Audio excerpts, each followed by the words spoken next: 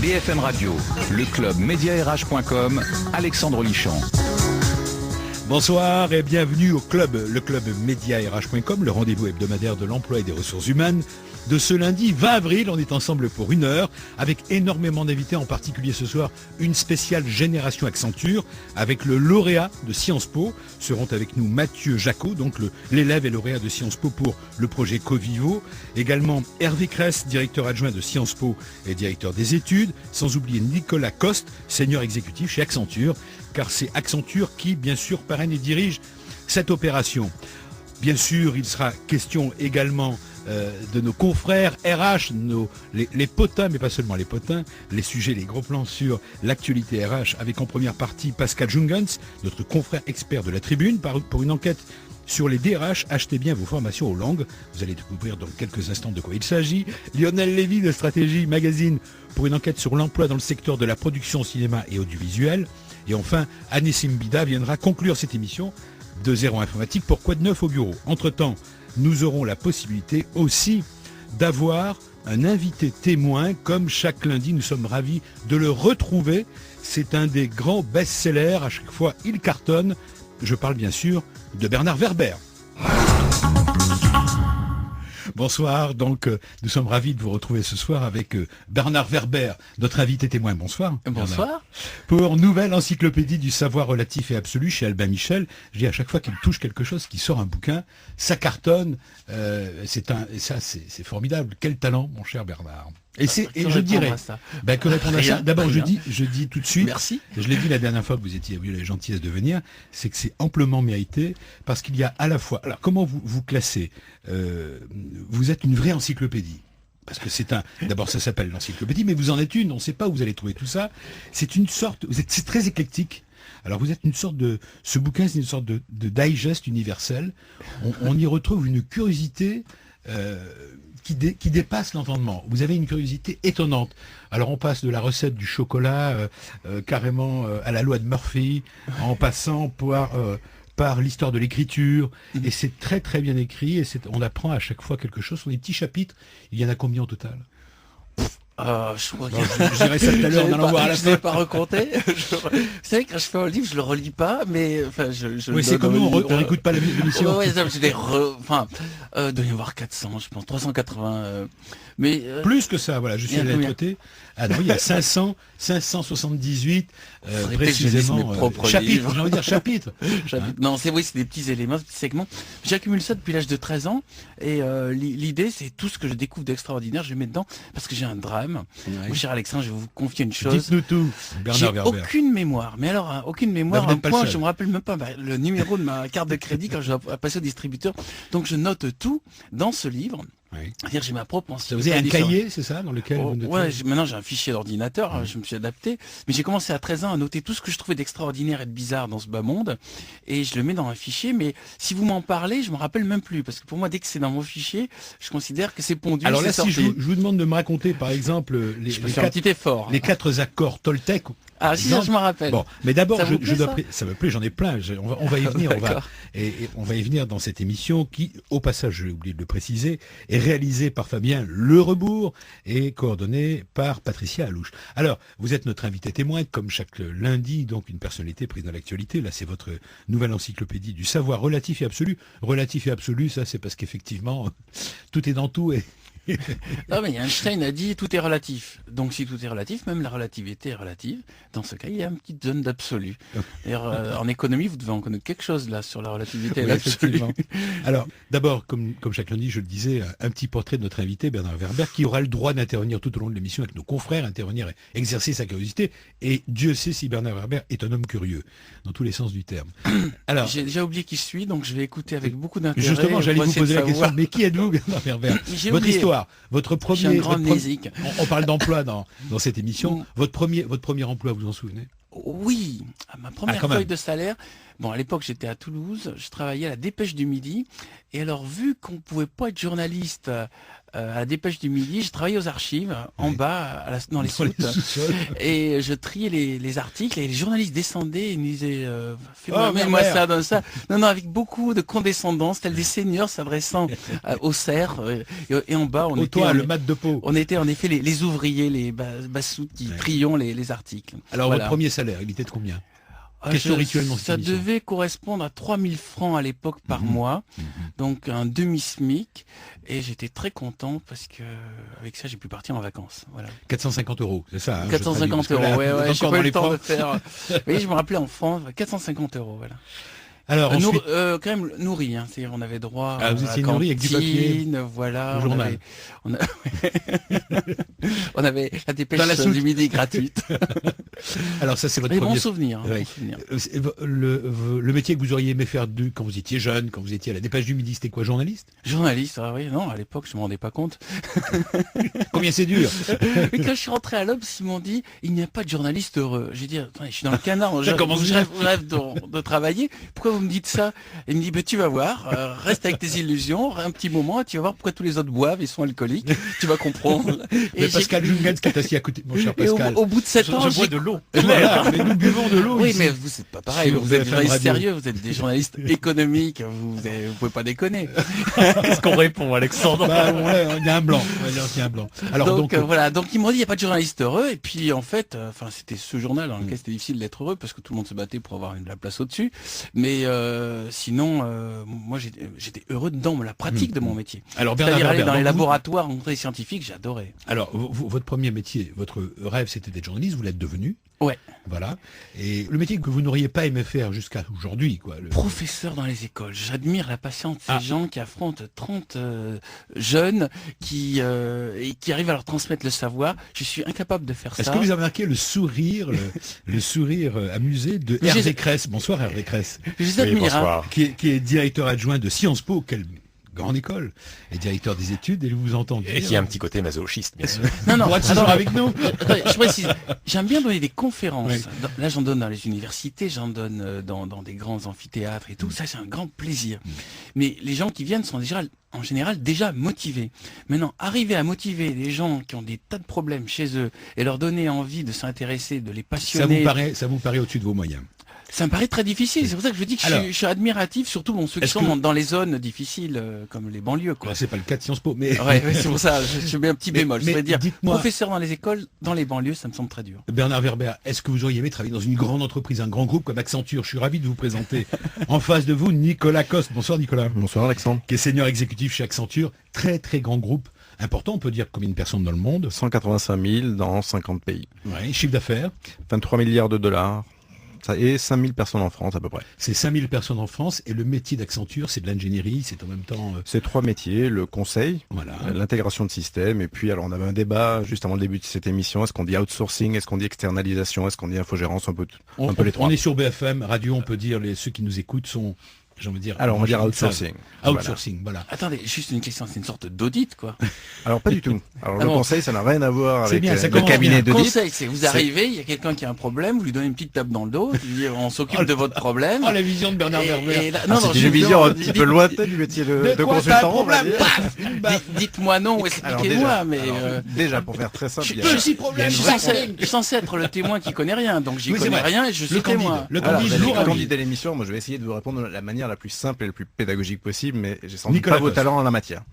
Donc il y a Allez-y. déjà une frontière entre l'audit, alors l'audit c'est plutôt sur les comptes, on certifie les comptes de l'entreprise, L'aspect et puis comptable, hein, voilà, Bernard l'aspect très comptable, Mhm. et puis le conseil. Vous savez qu'il n'est pas possible pour une société de faire les deux Les deux. métiers en même temps. D'où la séparation historique qu'il y a pu y avoir il y a quelques années entre les métiers du conseil et les métiers de l'audit. Pascal Jungens veut intervenir. Au moment de l'affaire Enron, ça vous dit quelque chose, Bernard? Bah, évidemment. Ah, Voilà, l'affaire Enron a fait que A les scellé. métiers de l'audit et du conseil ont été séparés. Il y avait une société, je crois, historiquement, qui était Arthur Andersen. Absolument. Voilà. Qui s'est existe séparé plus. et qui s'est séparé d'Accenture. Qui s'était séparé d'Accenture. Ah, vous êtes issu d'Arthur Andersen. Absolument. Je me rappelais tous les jeunes rêvaient d'entrer dans cette boîte. C'était Eh ben, la Et boîte maintenant, il number one. rêve de rentrer chez Et c'est vrai Accenture. qu'il Il Il s'est rêve resté. de rentrer chez Après Accenture. l'affaire Ça Exxon, rêve. ça avait Alors, cassé un peu l'image. Donc encore, Alors pour le coup, c'était deux sociétés bien distinctes. Alors, Ouais. encore un mot de Nicolas Coste, mais on y reviendra bien sûr. On est dans la première partie. Vous êtes là pour Génération Accenture, ce Absolument. concours avec notre ami Hervé Cress, dont le patron, et on le souligne quand même, Richard Decoing, a été nommé par le président de la République à une mission très importante. Est-ce qu'il a terminé cette mission dans les lycées, Richard Decoing? Je vous rappelle qu'il faut rappeler l'histoire. Oui, donc c'est une mission que Richard Descoings orchestre, Hervé Cress, directeur adjoint donc, de Sciences Po. oui, pour parle. tenter de faire passer la réforme, réformer le lycée français. Mhm. Et Richard Descoings a engagé cette mission sous un format qui est assez innovant, puisqu'il il circule à travers les 100 départements français pour Ouais. visiter 100 lycées. Et là, il est sur la route. Hein. Il y a donc Ah oui, beaucoup c'est un de visites vrai, hebdomadaires. comme les VRP, il est là. C'est il un a vrai sa marathon. mallette, un marathon. Voilà. Et vous me dites qu'il fait. D'abord, bien sûr, ça on peut l'imaginer. Il fait les choses très sérieusement. C'est pas moins. Non, mais c'est pas moins d'une demi-journée à chaque fois. Par Oui, voilà, tout établissement. à fait. C'est sérieux, quoi, effectivement, c'est c'est sérieux. une très longue station avec des débats très approfondis avec les écoliers, Ouais. les parents d'élèves, les professeurs, bien sûr, toutes les parties prenantes de la vie au lycée. Alors tout ça va se traduire par un rapport qui devrait intervenir vers le mois de juin, c'est ça, avant Oui, les vacances, absolument. pour voir comment améliorer le système pédagogique français. Tout à fait. C'est ça. Absolument. Et on peut faire confiance à Richard Decoing, qui est un éminent, une personnalité vraiment très très forte et qui a beaucoup de talent. Et j'en suis sûr qu'il va apporter beaucoup de nouvelles idées. Alors, je continue avec vous, Bernard Werber, pour oui. terminer cette première approche, premier quart d'heure, l'invité témoin, votre livre. Donc, alors, vous me disiez que vous étiez capable de retrouver, mais je voudrais montrer l'éclectisme par exemple, le chiffre, page 62, le chiffre 142 857. Pourquoi vous me posez des questions gênantes comme ça? C'est extrêmement Non, personnel. parce que je découvre des choses étonnantes. Alors, vous citez des exemples. Oui, c'est un chiffre magique qui, Pourquoi? quand il est multiplié, ça va être compliqué à expliquer là comme ça. Ben, je Quand vais à la on, page. quand on le multiplie, eh ben, on tombe tout le temps sur les mêmes chiffres qui avancent d'un cran. Et jusqu'à 7, et après une fois qu'on multiplie par 7, on tombe sur... Alors, je vais prendre l'exemple, voilà. Vous voulez que je l'explique? Vous dites Vous avez choisi de mauvais 142 exemples. 800, on va essayer de faire court là-dessus. Ouais, ouais. 142 857 multiplié par 7, ça fait 999 Voilà, à 999. partir de 7, ça bouge. En additionnant 140, oui, c'est vrai que j'ai pas d'exemple. Vous voulez pas que je parle de la loi de Peters? Allez, la loi de Peters. Tout le monde la connaît. Ah non! Non, non, ce que j'ai bien aimé- La loi de Parkinson. Je vais vous parler de la loi de Parkinson. Allez-y. Plus une entreprise grandit, plus elle a tendance à engager des gens incompétents, surpayés, et à virer les gens très doués, sous-payés. Pourquoi? Parce que les incompétents, surpayés, c'est un Américain qui a trouvé ça. Ouais. Les incompétents, surpayés ne veulent pas bouger et stabilisent l'entreprise. Alors que les mecs forts, sous-payés, ils ont envie de monter, ils ont envie de bouger de place. Donc ils déstabilisent l'entreprise. Et plus l'entreprise grandit, plus elle a peur des révolutions internes. Elle a peur des mouvements, elle a peur de se remettre en question. Donc elle vire les bons et elle engage les mauvais.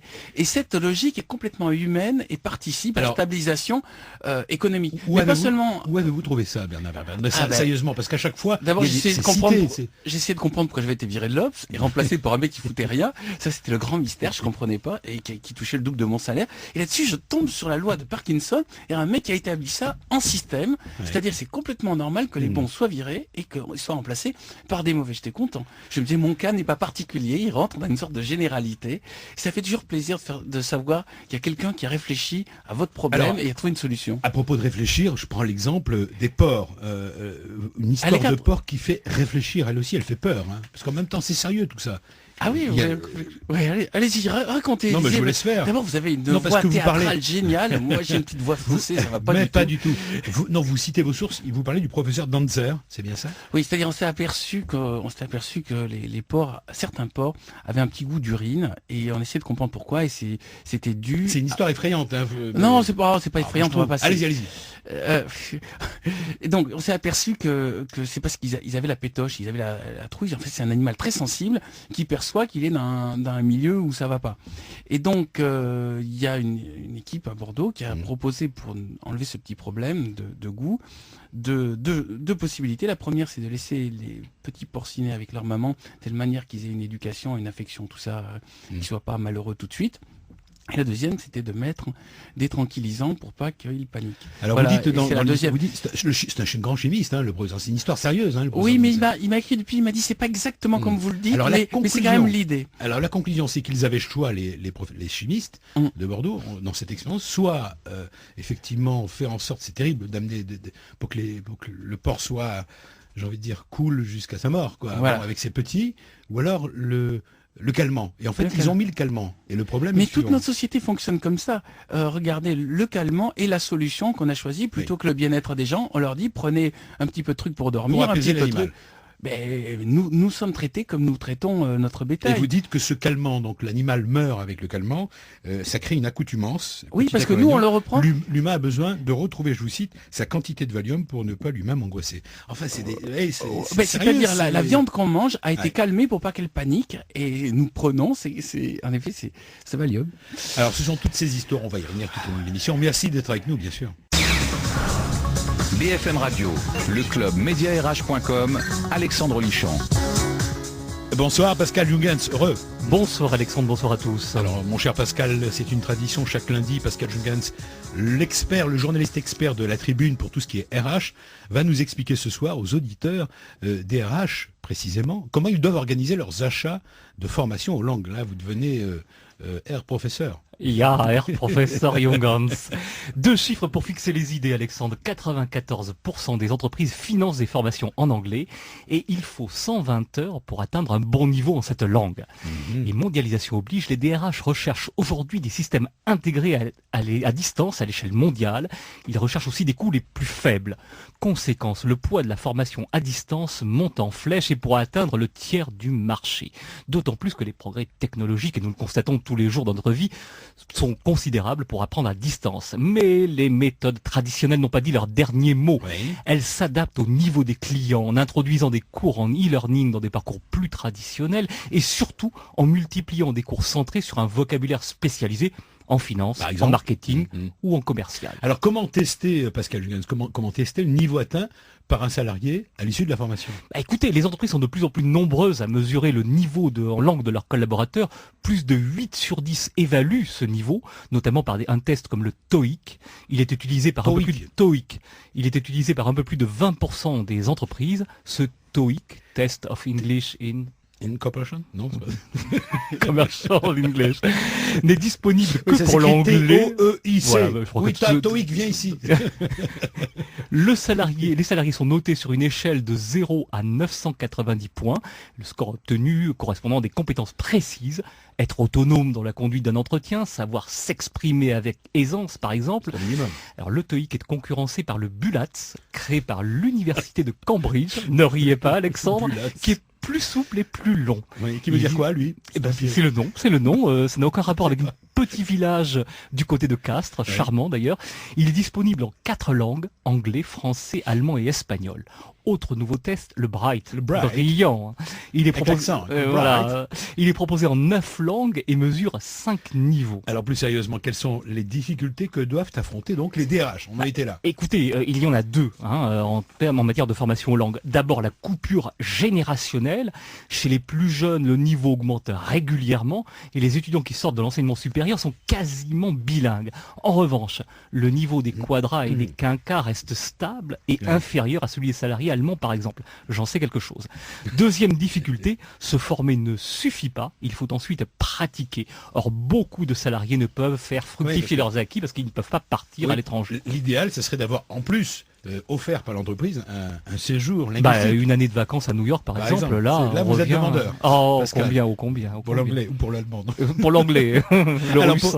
pour finir, Pascal, quels sont les 3 points clés pour définir son plan de formation? Écoutez, Et petite après, on va faire réagir checklist, nos invités. bien sûr. petite checklist radio. Un DRH doit d'abord définir ses besoins, choisir les métiers où la pratique des langues est obligatoire et pour chacun d'eux, les niveaux requis. Il doit ensuite, deuxième point, déterminer le temps nécessaire pour se former pour chaque collaborateur. Enfin, troisième point, il doit choisir les meilleures façons d'atteindre un objectif, le e-learning s'il s'agit d'acquérir des automatismes, les cours par téléphone pour ceux qui ont besoin de gagner de l'assurance et les cours en face à face pour des besoins pointus. Oui, spécifique. Alors, réaction dans le studio, on va demander d'abord à l'homme d'entreprise Nicolas Coste, senior exécutif chez Accenture, son avis. Alors dans une entreprise internationale comme Accenture, l'anglais c'est la langue naturelle de travail, donc on l'utilise tous les jours. Peut-être un petit peu moins pour ceux qui travaillent dans le secteur public, puisqu'en Ouais. France on parle quand même beaucoup français dans C'est l'administration. franco-français dans le Ça secteur reste public. franco-français, mais ça évolue quand même de Ouais. plus en plus. Et l'administration regarde ce qui se passe à côté dans les pays étrangers, et donc mécaniquement on utilise l'anglais. Donc nous on fait beaucoup d'investissements en formation, c'est déjà un critère de recrutement important. Donc le message à passer aux étudiants, c'est allez-y à fond sur les cours d'anglais. Je sais qu'à Sciences Po, et ce sera l'occasion de passer la parole à Hervé, il y a pas mal d'efforts qui ont été faits dans le domaine depuis quelques années, et on pratique beaucoup les cours par téléphone que vous citiez, Pascal. C'est vrai que sur plusieurs semaines, c'est une manière assez interactive d'améliorer son niveau. Alors, Bernard Werber, réaction à ce que vous venez d'entendre. Ben, L'apprentissage de la langue, c'est Non, bien. je Bonne suis chose, rappelé une petite chose. Jadis, il y avait un truc, on avait de l'espoir dans l'espéranto.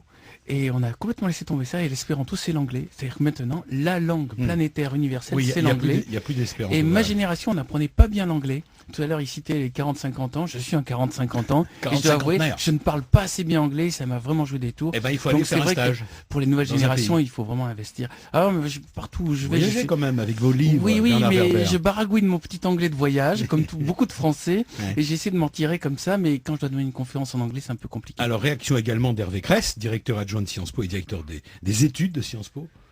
Oui, effectivement. nous Confirmé, avons- la langue est importante. La langue est très et à Sciences importante. Po, on forme les étudiants à une langue étrangère, au moins l'anglais. Alors, on les forme tous à l'anglais. Ils ont déjà eu une formation d'anglais dans le secondaire, etc., dans le cursus. Absolument. Et pour ce qui est des étudiants que nous recrutons par les canaux étrangers, hein, nous avons dans le concours d'entrée, nous exploitons ces organismes de certification comme le TOEIC, le TOEFL ou l'IELTS. Le bullet. Et le non, BULATS. non, pas le BULATS. Ouais, le TOEIC est un peu lié aux études commerciales et nous nous déployons sur d'autres certifications.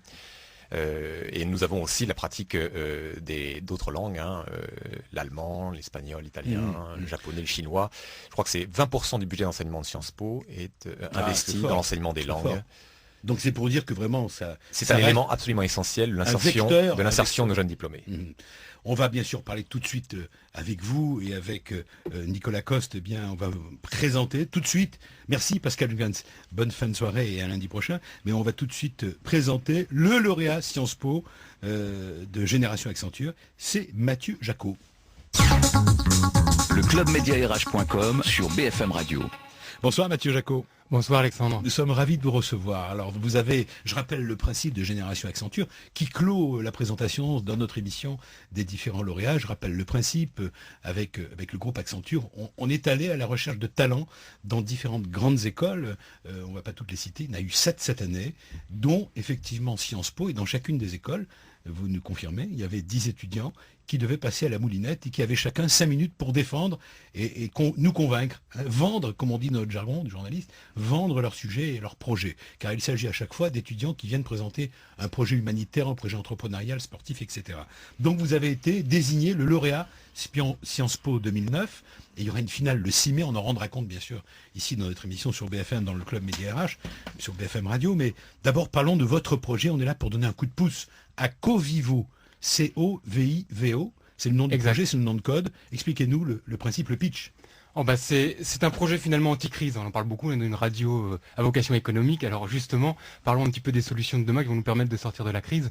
On le constate et c'est formidable parce qu'on a une vue sur le périphérique dans vos studios. Oui, des studios, on est Paris 15e, on a vu sur le périphérique. Voilà, et donc on Derrière la constate porte de la Versailles. quantité de voitures qui circulent sur ce périph'.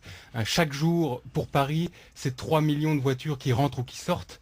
Et donc, notre solution, elle est relativement simple. Ce qu'on veut proposer, c'est d'augmenter le pouvoir d'achat des salariés. Comment ? Eh bien, imaginez simplement que 1% de tous ces véhicules qui circulent soient des chauffeurs de taxi quelque part, mais bénévoles, au sens où ils offrent leur voiture à d'autres salariés. Et alors à ce moment-là, le pari est gagné pour nous tous. Bah alors ça existe, ça s'appelle le covoiturage, c'est...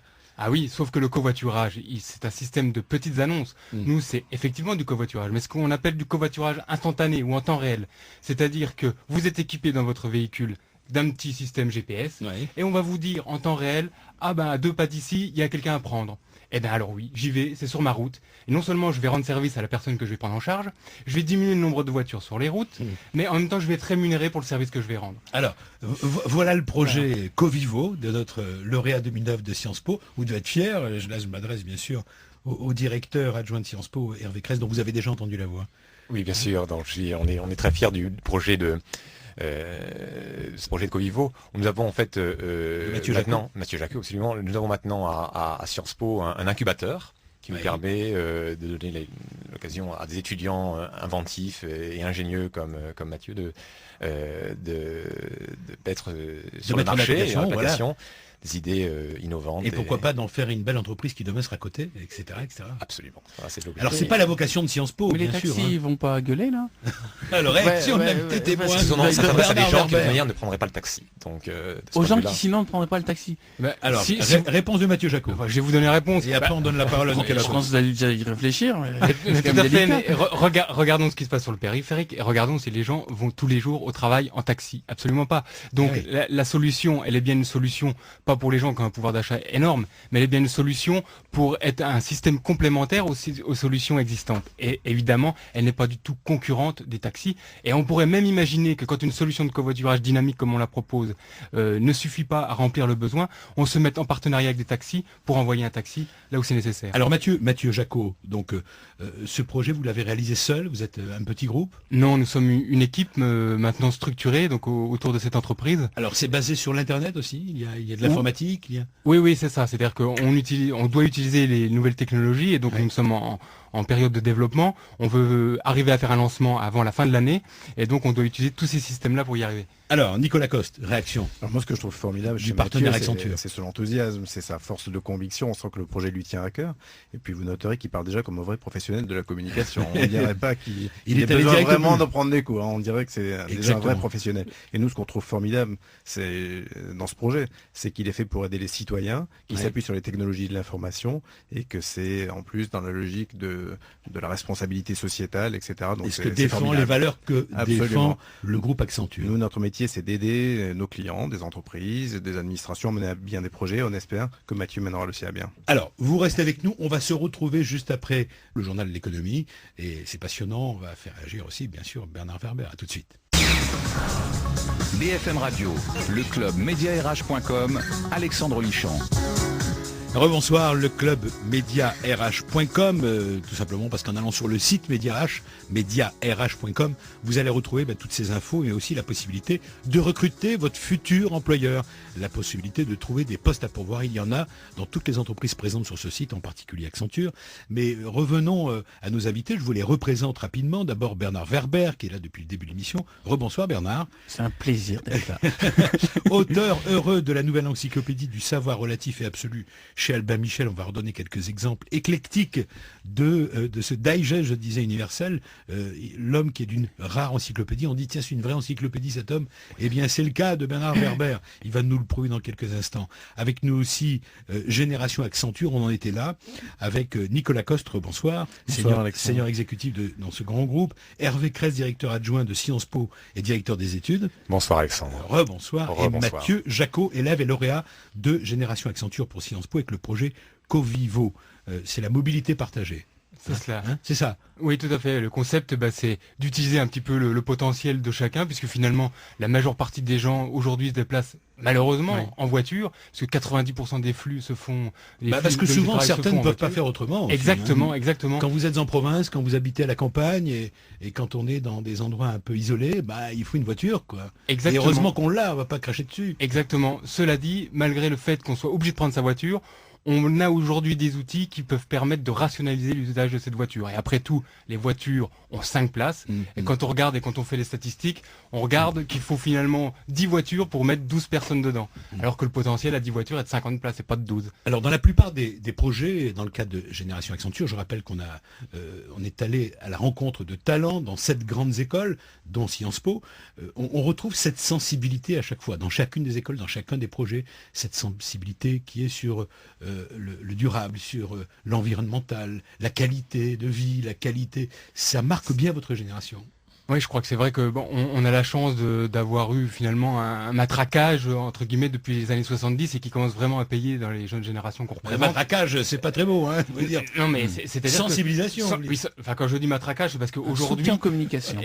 il a fallu un matraquage pour que finalement nos générations aujourd'hui soient sensibilisées à ces questions et qu'elles deviennent prioritaires et qu'elles deviennent finalement notre aiguillon dans les futurs développements économiques qu'on va Alors, faire. vous êtes étudiant en quelle année, Mathieu? Alors moi j'ai terminé là depuis le mois de juillet, mais je suis suis toujours dans le chez Dans le Sciences giron, Po, ouais. au niveau de l'incubateur de Sciences Po Entrepreneur.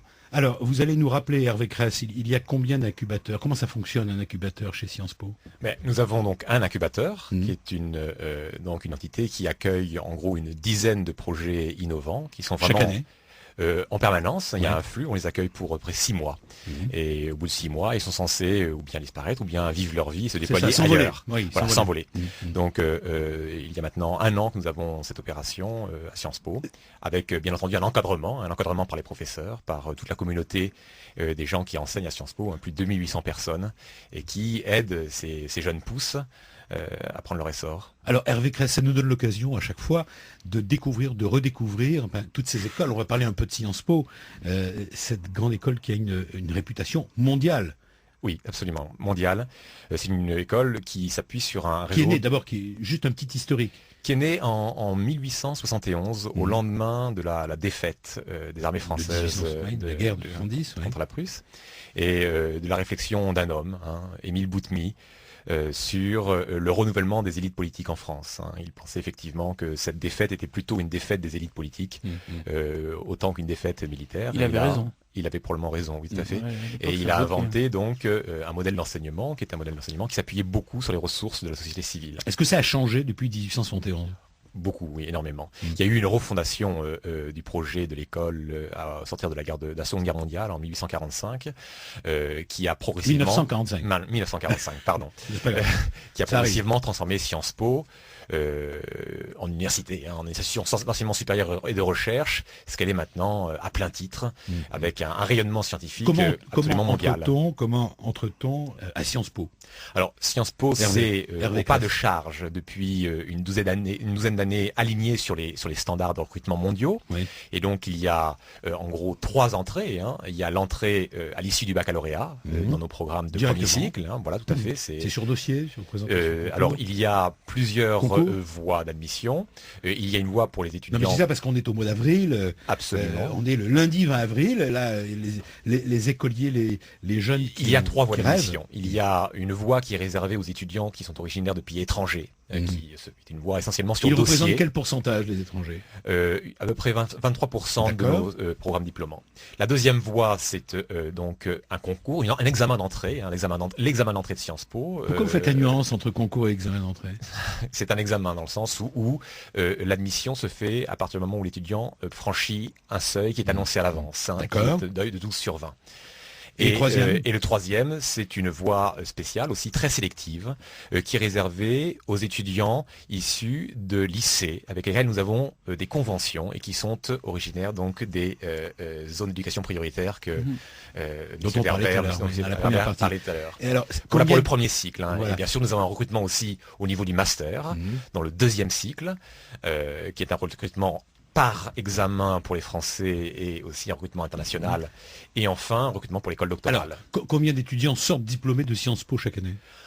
Alors, entre 1500 et 2000. Que deviennent-ils? Eh bien, 80% vont dans l'entreprise privée. Donc, c'est une chose Et là, vous extrêmement vous tournez importante vers- pour nous. Vers Nicolas Coste, le Nicolas représentant Coste. d'Accenture. Absolument. 80%. Donc, 80%. Dès la sortie. Dès la sortie, effectivement, s'orientent vers le secteur Qu'est-ce que privé. les entreprises trouvent chez les étudiants de Sciences Po? En 2 mots. En 2 mots, je pense Pourquoi est-ce qu'ils les choisissent? Il va nous le dire. Ma Nicolas. réponse va résonner par rapport à celle que vous avez donnée, monsieur Jacot. En fait, je crois que nos étudiants sont des étudiants qui ont été formés à l'interface entre les approches publiques et privées. Et je crois que les entreprises adorent aussi s'approprier des perspectives d'intérêt général pour la gestion privée des entreprises privées. Et je crois qu'ils trouvent chez nos étudiants cette considération-là, la pratique. Alors, Nicolas Coste, vous êtes en réponse logique, vous êtes assis à côté de lui, Oui, mais on se alors dit je c'est vais logique de répondre vous à- poser la question. D'abord parce que vous êtes un ancien de Sciences Po. Voilà, double titre. Vous Moi, j'ai êtes connu diplômé de Sciences Sciences Po Po au début des années 90. J'avais déjà beaucoup apprécié l'école, qui était déjà réputée, etc. Oui. Mais je trouve que depuis 10 ans, et notamment sous l'impulsion de Richard Descoings, l'école s'est totalement C'est vrai, transformée. c'est C'est une vrai. vraie révolution. C'est vrai. Le passage de 3 ans à 5 ans, l'internationalisation accrue, et puis surtout la professionnalisation, qui est, je crois, un des maîtres mots du mouvement de réforme qu'a enclenché Richard Descoings. Et c'est vrai que pour des sociétés comme Accenture, avoir des gens qui ont la tête bien faite et qui en plus développent de plus en plus des compétences managériales ou des compétences de communication, c'est quand même quelque chose de très important. Et il représente un fort potentiel. Absolument. Et ils sont nombreux chez Accenture. Oui, alors rien que sur la partie consulting, on est plus Ouais. de 60 anciens c'est pas de mal. Sciences Po. On a un petit groupe, on a une university team qui est animée, etc. Alors un mot de l'invité témoin qui est Bernard Werber. Vous ne faites pas référence dans votre livre, mon cher Bernard, je voulais dire, sur l'encyclopédie. Vous ne parlez pas de Sciences Po. je parle pas de Sciences Po, je parle pas d'entreprise aussi, particulière. Je voulais dire, j'étais en Corée et j'ai vraiment perçu l'abandon des conférences dans les universités. Corée du Sud. En Corée du Sud, oui, en Corée du Nord on peut pas rentrer. Ah, mais je pose la question. c'est jamais. Et j'ai vu chaque pays est en train de préparer une élite pour le futur. C'est-à-dire ce qui se fait à Sciences Po, ce sont nos pions qui vont nous permettre de gagner la prochaine bataille économique mondiale. Et en Corée, ils en sont vraiment persuadés. Je peux vous dire que leurs champions, ils les montrent. C'est-à-dire c'est des élèves qui sont super motivés. Alors il y a intérêt à ce que nous, on ait en face une élite capable de tenir tête et de surtout trouver une originalité. Parce que si on fait que reproduire un système ancien, eux, ils ont déjà trouvé de nouvelles techniques. Et je sais qu'en Chine, au Japon, même j'ai vu en Thaïlande où j'étais il y a 15 jours, ils sont en train de produire ces pions qui sont les pions de la prochaine bataille économique. Et il faut vraiment qu'on soit au point. Il ne faut pas se contenter de ce qu'on a, il faut vraiment penser au futur. Je suis sûr que vous êtes présent, que vous avez des antennes, vous, Sciences Po. Il faudra avoir beaucoup de pions. Nous avons Il des faut en avoir. partenariats en Il y a Corée. du partenariat. Nous avons Ouais. 300 universités partenaires dans le monde. Alors, je vous remercie parce que le temps avance. Je voudrais remercier Mathieu Jacot et rappeler ceux qui veulent apporter du soutien à Mathieu Jacot et son projet Covivo, la mobilité partagée. C'est sur le site mediarh.com. Vous pouvez en savoir plus et on sera ravis que vous réagissiez. C'est un très très beau projet. Merci Mathieu. Merci à vous. Le club mediarh.com sur BFM Radio. Alors c'est une tradition tous les lundis également, vous savez, nos confrères et consoeurs viennent nous rendre compte de l'actualité RH en fonction de leur prisme, en fonction de leurs médias. Là, coup de projecteur sur Stratégie, le magazine de référence du marketing, de la communication et des médias, avec Lionel Lévy. Bonsoir Lionel. Bonsoir Alexandre. Merci d'être avec nous Lionel. Alors cette semaine, vous nous parlez de l'emploi, puisque c'est notre problématique, notre sujet, dans la production audiovisuelle et le cinéma. Alors ça fait rêver, hein. Ça a toujours fait rêver. Effectivement. Non mais c'est vrai, Ah combien ouais. de jeunes, n'est-ce pas, on parle de Sciences Po, aujourd'hui, lorsqu'on se tourne vers des étudiants ou vers des jeunes collégiens, le cinéma, la télévision, ils ont envie d'y être. Alors d'abord, est-ce qu'on embauche pour clarifier les choses dans ce secteur? Eh bien oui, ça embauche. Ah. Du moins, Faut se calmer ça quand même. a Ouais. embauché Ah, durant j'en étais les sûr. 2 dernières années. Terrible. Voilà, c'est en tout cas les conclusions d'une étude qui vient de paraître de la commission du film d'Île-de-France et d'audience, qui annonce triomphalement pour 2007, comme il y a 2 ans, une croissance de l'emploi de 8%. Il s'en est passé des choses depuis. Voilà, il s'en est passé des choses depuis. En 2007, il y a eu 10 000 nouveaux intermittents. Ils sont aujourd'hui plus de 110 000 au total. Il y a eu 1600 postes permanents supplémentaires. C'est la plus forte hausse depuis 2001. Alors En pour 2008, il n'y a pas eu encore de résultats consolidés, mais les auteurs de l'enquête annoncent d'ores et déjà une croissance au moins identique, c'est-à-dire plus de 8%. Alors avant de parler de 2009, comment on explique ces bons chiffres de l'emploi? Alors c'est en Île-de-France. C'est en Île-de-France, c'est très important. Oui, parce que C'est- c'est en Île-de-France que sont concentrées toutes les sociétés de production. C'est Exactement. terrible à dire. Et 98% des emplois dans ce secteur, dans la production audiovisuelle et le cinéma. Dans les autres régions, d'ailleurs, les emplois s'affichent à la baisse même en 2007 et en 2008. Alors sinon, comment s'explique ce dynamisme Il y a déjà eu beaucoup... dans la de- région? Je parle de la région Île-de-France. Oui, dans la région Île-de-France, il y a eu énormément de gros budgets, de peut-être gros budgets, des gros budgets. De gros Bon, il y budgets a de eu- cinéma français. Oui, du cinéma français. Il y a eu Mesrine de Jean-François Richer. Ça c'est le top des palmarès. Ça, c'est surtout Oui. le budget qui est énorme, 45 millions d'euros. Il y a eu Agathe Cléry d'Étienne Châtillaise. Il y a eu Seul Tout d'Éric et Ramsey, 18 millions d'euros. Pour 2008 aussi, on peut citer des poids lourds comme Arthur et les Minimoys, le 2 et 3. Ça c'est Luc Besson. Voilà, Luc Besson, 60 millions d'euros chacun. Sans parler des productions internationales, il y a Inglourious Basterds, le prochain film de Quentin Tarantino qui est tourné... qui Qui a vient été d'être tourné, tourné, je crois, qui il vient vient de d'être terminer, tourné ouais. à Paris. Il y a eu Chéri aussi de Stephen Frears qui est actuellement dans les salles. Oui, alors il faut ajouter en plus qu'il y a des fonds de soutien, Oui. je crois, Alors c'est qui participent assez important d'ailleurs. Hein, oui, à la bonne santé. Effectivement, ça participe de l'attractivité de l'Île-de-France à l'international. Il y a eu la création d'un fonds de soutien de la région, 10 millions d'euros en 2008 et c'est 14 millions d'euros prévus pour 2009. Au final, il faut quand même savoir que la région parisienne est la première région de production de films en Europe, tant en volume d'activité qu'en volume d'emploi. Alors côté positif, Déjà, sur 2009, est-ce que ça va augmenter ou pas? Oui, je parle de 2009, voilà. Bon, les signaux sont très contradictoires. Bon, il y a évidemment la crise, notamment la crise dans la production individuelle. Ça, c'est le côté négatif. Ça, c'est le côté négatif. Pardon, ouais, on va commencer par le négatif. On commence par le négatif et on finira comme ça en beauté. La chute des investissements publicitaires ou encore la mutation de France Télévisions. France Télévisions, le groupe compte 2500 emplois non permanents et a récemment annoncé son intention de réduire encore la voilure. Bon, ça, c'est le côté négatif. Ça, c'est le côté négatif. Positif. Côté positif, il y a eu un crédit d'impôt national qui est inscrit à la loi de finances 2009. C'est 20% sur les dépenses des productions comprises entre 1 million et 4 millions d'euros pour les gros budgets du cinéma. Alors ça peut faire et cela quoi? pourrait attirer les grosses productions tout simplement et gommer quelques difficultés de la crise. Tous les observateurs se disent très confiants, espérant qu'ils ne fassent pas trop de cinéma. Voilà, le jeu de mots, quelle belle chute. On croise les doigts. Quel calembour, pour Bravo finir. Bernard Werber. Non, mais il faut Vous voir êtes déjà... confiant, ça fait plaisir. Moi j'ai fait du cinéma, je me suis retrouvé dans cette petite industrie, j'ai vu de l'intérieur. J'en parle, pour ça que j'en parle. Mais faut voir que c'est déjà une merveille qu'en France on ait encore un cinéma vivant, parce qu'il y a des pays comme l'Italie, l'Espagne ou l'Allemagne qui ont quand même énormément de difficultés à faire vivre leur cinéma. On est des privilégiés et c'est tout ce système d'intermittents, d'aide, de machin, qui permet de mettre un peu de son neuf dans le de système. maintenir une industrie. De maintenir quand une on voit industrie. l'Italie, quand on voit certains pays où tout s'est effondré. Exactement. Mais vu de l'intérieur, c'est quand même finalement du bricolage. C'est-à-dire que quand vous êtes sur un tournage, c'est des gens qui font des tas de trucs avec des bouts de ficelle, qui sauvent des plans au dernier moment. C'est pas une industrie au sens économique classique du terme. C'est des artisans qui se retrouvent tous ensemble réunis avec des caractères forts, des égos surdimensionnés. Il faut tenir ça. On se retrouve un peu comme un capitaine de bateau sur un bateau dans la tempête et ça demande un talent particulier. Je suis réalisateur. toujours étonné, Bernard Werber, puis on va refaire une petite pause. Toujours étonné quand j'assiste dans la rue. On est tous pareils. Dans Paris, il y a souvent des tournages. Et je me dis, quand je pense que ça se trouve, ça a coûté 60 millions d'euros. Et on voit un tournage et on a l'impression de l'extérieur que, comme vous le dites, c'est des petits bouts de ficelle, des scènes, c'est peu de monde. Et quand on voit défiler c'est très très lourd. Moi sur le tournage, quand on voit défiler les sommes. C'était quel film donc moi j'ai fait un film qui s'appelle Nos amis les terriens, produit par Claude Lelouch, dont j'étais le réalisateur. Et je me rappelle quand j'ai débarqué au studio de Brie-sur-Marne, qui sont des studios gigantesques, on s'est retrouvé, il y avait 200 figurants et toute l'équipe technique, on était peut-être 400. Et il me demande, et maintenant on fait quoi?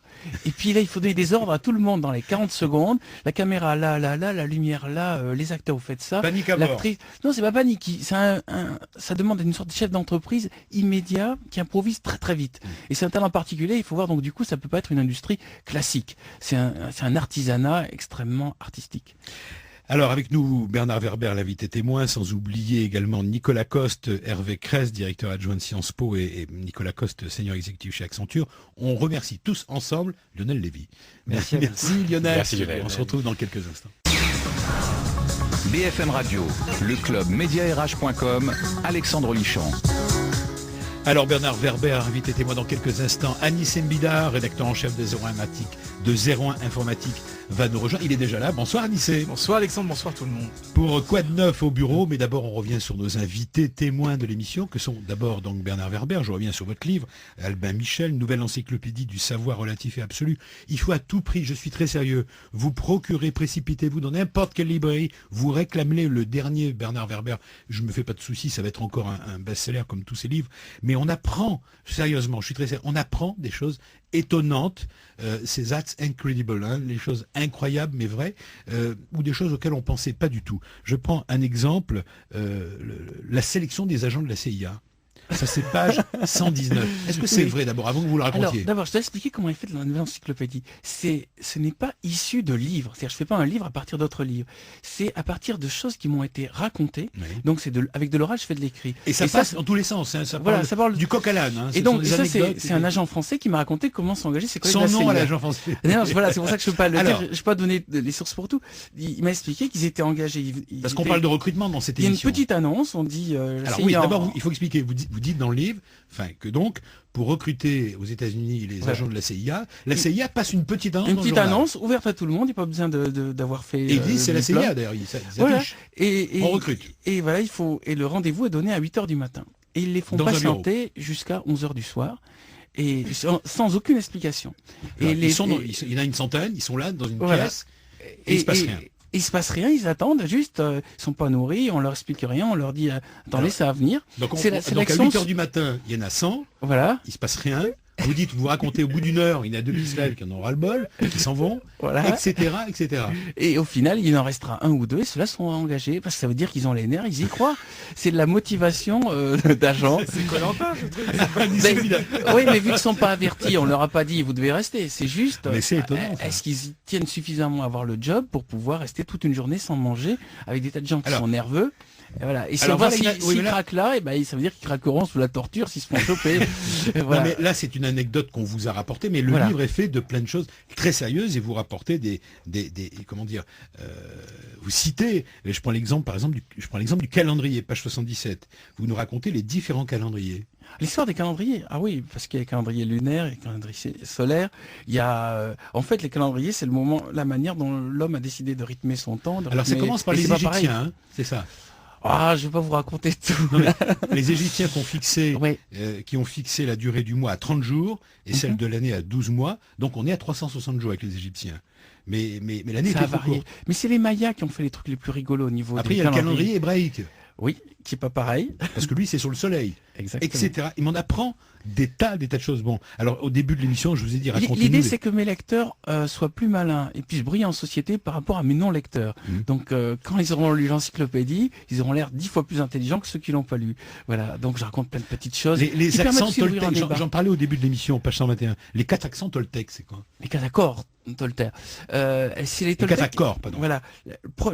C'est très sérieux, hein. La première loi, bon, je vous décris le Allez-y. truc. La première loi, c'est bien parler. Faire attention à ce qu'on raconte. Si vous dites un mensonge, vous racontez une calomnie sur quelqu'un, ça va vous revenir dans la gueule. Donc, faire attention à bien parler. Deuxième accord Toltec, si on dit du mal de vous, vous ne le prenez pas personnellement. Quelqu'un vous traite de nul, c'est son problème, c'est pas le vôtre. Vous n'avez pas à vous remettre en question chaque fois qu'on vous insulte. Alors Toltec, faut rappeler le contexte. C'est l'Amérique du Sud, mais Oui. on va dire, mais c'est une Allez-y. sagesse issue de là-bas. Le troisième accord Toltec, ne pas faire de suppositions. Si quelqu'un est en retard, on commence pas à se dire il a eu un accident, on commence à appeler les hôpitaux. C'est-à-dire, on est tout le temps en train de faire des suppositions et on se gâche la vie à force de faire ces suppositions. Le contraire de faire une supposition, c'est on s'informe. Et le quatrième? Et le quatrième accord Toltec, c'est on fait de son mieux, mais si on n'y arrive pas, on se fait pas le reproche. Parce qu'il faut voir la pression qu'on se met tous sur nous-mêmes. On est tout le temps à se faire des reproches de nos échecs. Par moments, on a fait le mieux qu'on pouvait, mais il y a la météo, il y a la concurrence, les autres étaient plus forts, et on a échoué. Et c'est pas grave. L'important, c'est d'avoir fait le mieux qu'on peut. Donc, Mais un, vous- je vais récapituler. Allons-y. Un, bien parler. Deux, ne pas Bernard, vous concerner. notez bien, prenez un cahier et un crayon. Faire attention à avoir une parole propre. Oui, Deux, oui. que la parole sale des autres ne vous touche pas. 3, ne pas faire de position. Et 4, faire du mieux qu'on peut, mais si on n'arrive pas, ne pas se faire de reproches. Voilà. Et enfin, on n'a pas le temps, mais il faut aller page 50, expliquer la vision. Et là, vous avez une vision de l'histoire de l'humanité. Vous dites, l'histoire de l'humanité, du laps de temps, si on partait du principe, c'est ça que Allez, vous racontez mieux que moi. au en laps fait. de temps d'une semaine, une journée équivaudrait à 660 millions d'années, et vous racontez... Et en l'histoire fait, de l'humanité. l'humanité apparaît au bout de la semaine à minuit moins 5, quoi. Parce que Voilà. faut voir que par rapport Ça va à très vite, l'histoire de l'humanité, on est vraiment une espèce toute récente, toute neuve. Et si on regardait le film à une autre échelle, on verrait plic, apparition de l'humanité, et toc, on arrive ici. C'était Mais une relativité. ce livre, c'est Bernard Werber, c'est lui, vous l'entendez parler, vous imaginez la personnalité. Je sais pas ce que les auditeurs Mais- ont pu comprendre avec tout ce qu'on Mais raconte. si, non, ils se rendent compte que vous êtes à la fois éclectique, mais vous êtes très brillant et que vous avez ce que vous cachez derrière cet humour qui est le vôtre, eh ben, Arrêtez, je vais le croire. une vraie encyclopédie, Bernard Werber. On va retrouver tout de suite Merci, notre encyclopédie, c'est Anis Mbida, bien sûr. Le club mediarh.com sur BFM Radio. Salut Anissé. Bonsoir Alex. Bon, attention, garde à vous là, devant le chef encyclopédie. Oui, alors là, non mais j'ai trouvé mon maître là. Ah, voilà. Il n'y a rien à dire. 80. Son mètre 80. Alice Mbida, rédacteur en chef de Zéro Informatique, comme chaque lundi soir, pour terminer pratiquement cette émission, vient nous faire découvrir. Il est le dénicheur de tout ce qui est innovation. La preuve, il travaille chez Zéro Informatique et il voyage en permanence pour aller chercher tout ce qui va changer notre vie. Exemple, premièrement, comment convertir automatiquement ces textes en voix. Oui. Pour les fainéants qui ne veulent pas lire, il y a un système fabuleux qui convertit tous les textes en voix. Alors imaginons, alors ça paraît comme ça pour les fainéants, mais il y a des applications très intéressantes. Imaginons le livre de Jacques Weber. Bernard Werber. Bernard, pourquoi je vous appelle Jacques? Oui. C'est mon deuxième prénom, vous êtes très bien tombé. Bon, alors ça, ouf. Bernard Jacques Werber. Bernard Jacques Werber.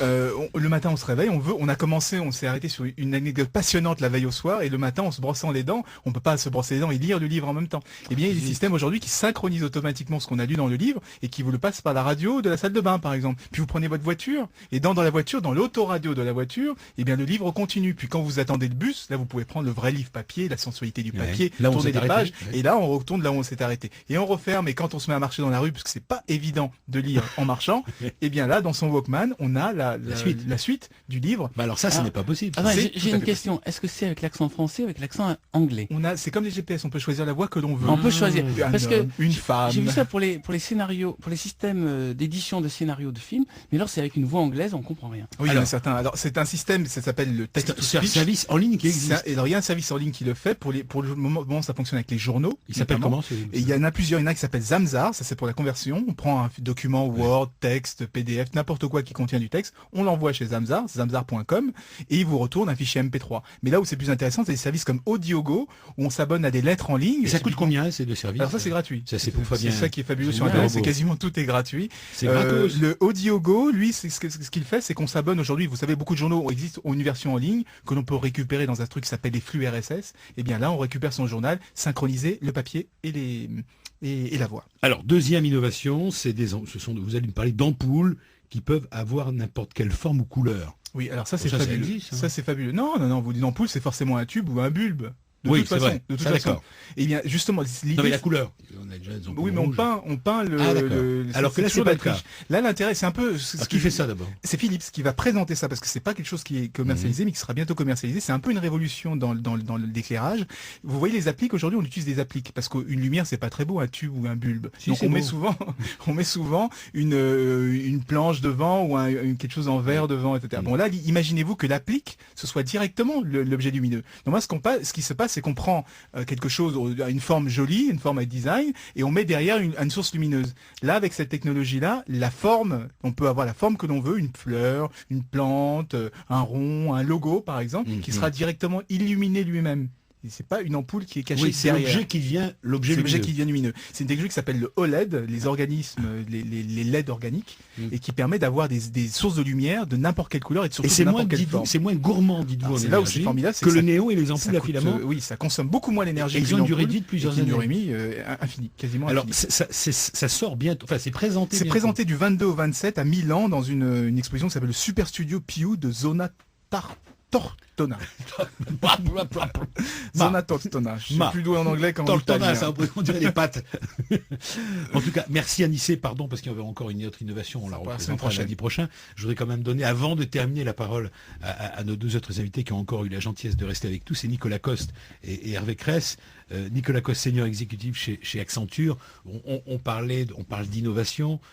Vous vivez dans l'innovation en permanence. C'est un groupe qui vit dans l'innovation, puisque vous accompagnez les entreprises qui innovent. Absolument, on a même à Sophia Antipolis des laboratoires qui sont dédiés à la recherche sur les nouvelles technologies, des choses que vous verrez dans vos maisons dans 10 ans, 15 ans. Et vous, Hervé Cress, vous Innovation portez et entrepreneuriat pédagogique. Voilà, avec Voilà des mon métier. étudiants qui sont des futurs collaborateurs d'Accenture, de futurs inventeurs, et il faut des lecteurs pour Van Werber, pour Nouvelle Encyclopédie du Savoir Relatif et Absolu. C'est chez Albin Michel. Voilà, je vous souhaite une excellente soirée.